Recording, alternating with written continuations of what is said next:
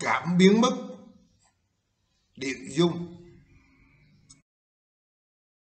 Sau đây là mạch điện mô tả nguyên lý hoạt động của cảm biến mức, we điện must dung. first understand the concept of a capacitor. A capacitor is formed by two electrodes, electrically insulated from each other. The electrodes themselves must be conductive and are typically made from metal. They can be any shape, though two parallel plates are easiest to visualize. Capacitors have the ability to store energy in an electric field between its electrodes, caused when a voltage, or potential, is applied to the circuit. The property of capacitance relates the amount of energy stored in this field to the applied potential.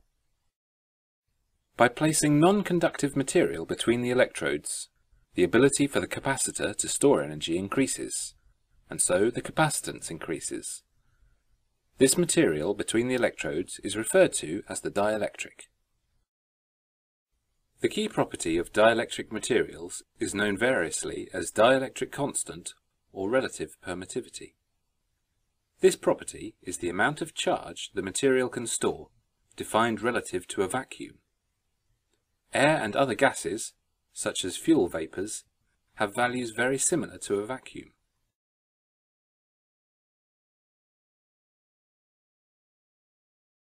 As a dielectric liquid is introduced between the electrodes of the capacitor, the capacitance changes progressively and liquid level can be determined. To measure variations in capacitance, electric energy flowing into and out of the electrodes is measured as the circuit potential is varied. A regular flow of energy is established by connecting the electrodes to an alternating current measurement circuit. The more energy flow to the electrodes, the greater the capacitance, meaning more dielectric between the electrodes.